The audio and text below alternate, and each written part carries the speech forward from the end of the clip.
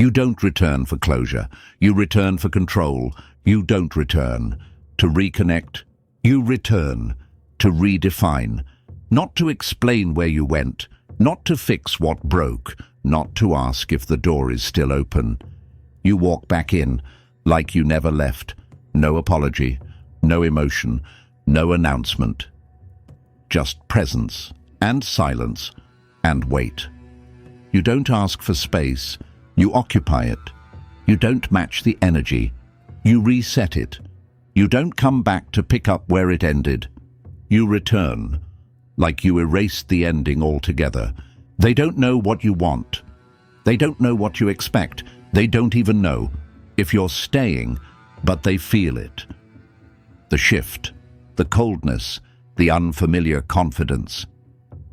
And suddenly, they're the one trying to figure you out again. This is the cold return. No softness, no backstory, no drama, just calm, just distance, just the unspoken reminder, you never had control of me, and you still don't. Let's begin. The cold return, initiated.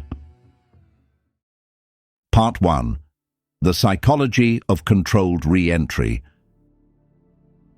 Voiceover optimized, cold, strategic, dominant. Most people return to reconnect, to apologize, to explain, to ask for acceptance. You don't.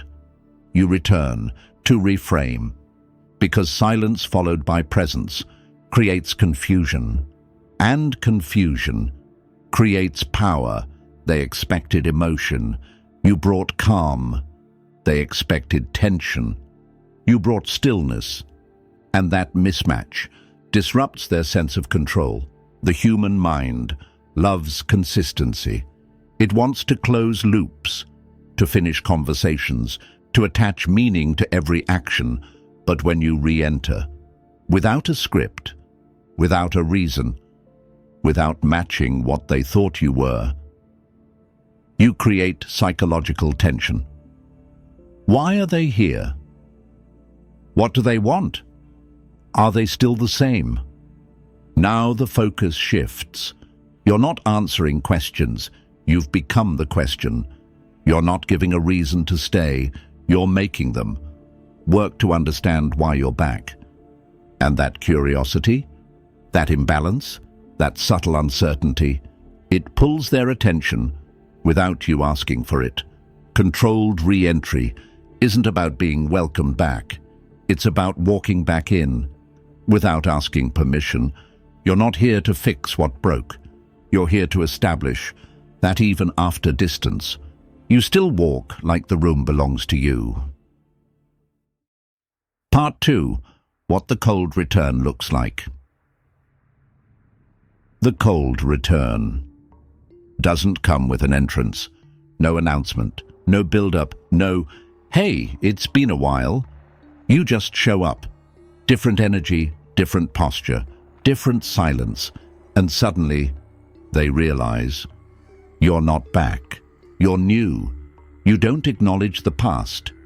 You don't try to finish old conversations.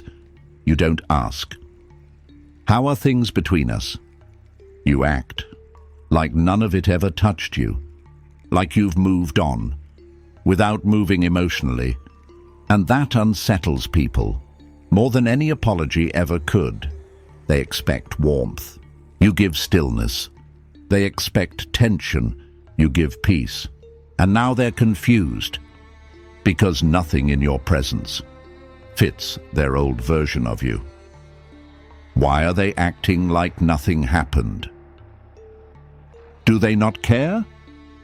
Did they forget? Number. You didn't forget.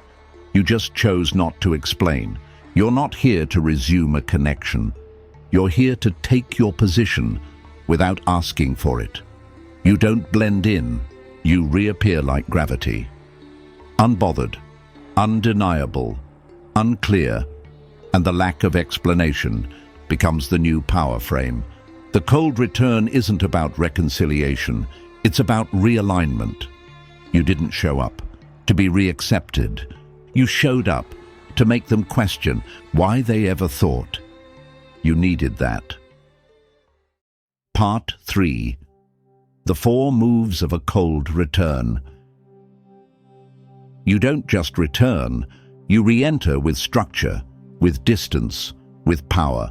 Here are the 4 tactical moves that make your comeback unquestionable. 1. Silent reappearance. No build-up, no, just checking in. No emotional re-entry. You show up. In the room, in the group, in the space. As if nothing happened, as if you were never gone, as if your presence was never optional. And just like that, you reset the atmosphere without saying a word. 2. Neutral demeanor. No warmth, no coldness, just clean, minimal presence. You're not passive, you're not aggressive, you're unreadable. You engage, but don't overcommit. You respond, but don't reconnect. You're here. But you're not asking to be welcomed, you're simply there, and that unsettles them. 3. Non-retrospective tone. You don't bring up the past. You don't reference the break. You don't ask if things are okay. You treat now as the only moment that matters. No flashbacks, no apologies, no subtle digs. You're not here to pick up the thread. You cut the thread and walked in with new fabric. 4. Frame reclaim. You don't fit back into the old dynamic. You walk in with a new frequency, new posture, new tone. They try to place you, but the old version doesn't match anymore. So now they have to relearn you, reinterpret you, recalculate where they stand, and that recalibration puts you back in control without ever taking the lead. You didn't fight to return. You returned as if the fight never applied to you. No words, no explanation, no emotion, just presence and pressure. Part 4. Why it creates so much power. When most people return, they come back small, software, apologetic. They try to earn their way back. They try to be accepted again. And by doing that, they give away power, but you don't. You return with silence, with stillness, with no emotional hook. And that changes everything. People expect continuity. They want to match you to the version they knew, to the last moment they remember. But when you walk in, with no attachment to the past, no softness, no regret, no explanation, they lose their script. Are they pretending nothing happened? Did I matter less than I thought? Why do they seem fine? That dissonance breaks their internal frame. You're not asking for validation. You're not seeking reconnection. You're not chasing clarity. You're just there, calm, solid, unapologetically new. And that shift creates one thing: uncertainty. And in uncertainty, people become reactive, timid, self-conscious. While you stay anchored, unmoved, clear. That's where the power is. You don't reclaim what was lost. You make them question. If they ever truly understood you in the first place, you've become the unknown. And in social dynamics, the unknown holds weight because it's not loud, not predictable, not controllable.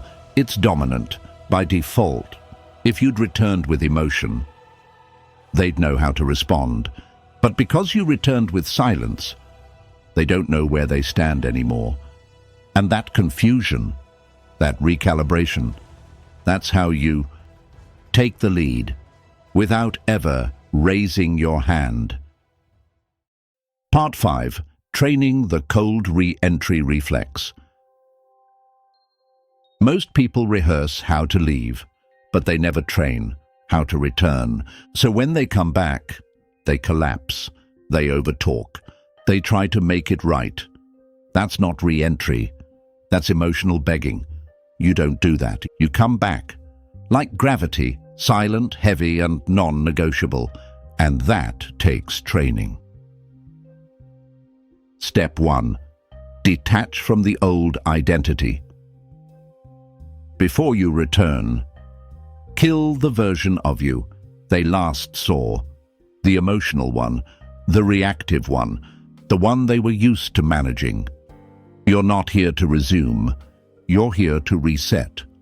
Walk in like they've never met this version of you, because they haven't. Step 2. Practice entry without explanation. No pretext, no warm-up, no, I've been thinking about things. You show up, no build-up, no softness. And when they ask, what made you come back? You respond with, I never left anything behind.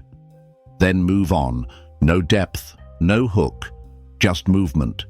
That leaves them, trying to follow a script you no longer recognize. Step 3. Re-enter slow and still. Don't force engagement. Don't match their excitement. Don't act like you owe them familiarity. Speak less. Move slow. Let silence do the reintroduction. Because what you're showing isn't that you're back. It's that you're not available in the same way anymore. Step 4. Control eye contact and energy. Look, but don't linger. Respond, but don't chase. Stay centered, but unreadable. Let your energy say, I'm not here to be liked. I'm here because I chose to be. That signals power, without invitation, without approval. Step 5. Resist the reconnection reflex. You'll be tempted to reattach, to explain, to fall into old rhythms. Don't. Hold the new posture, the new tone, the new frame, because once you act like the old version of you, they'll treat you like you never left, and all your power dies there. Re-entry isn't about being welcomed back. It's about reminding them, you never needed the door, you are the door. And now they're wondering what it takes to earn a step inside again. Part 6. Conclusion. Return like you never needed to leave. You don't return to be accepted. You return to remind them who you were. Before they took your presence for granted, you don't come back for closure, for comfort, for permission. You come back because you chose to. And you don't explain why. You don't ask for clarity. You create it, not with words, but with silence, with posture, with energy. That says, I'm not here to continue the old story. I am the start of a new one. You can adjust or fall behind. And if they ask, where have you been?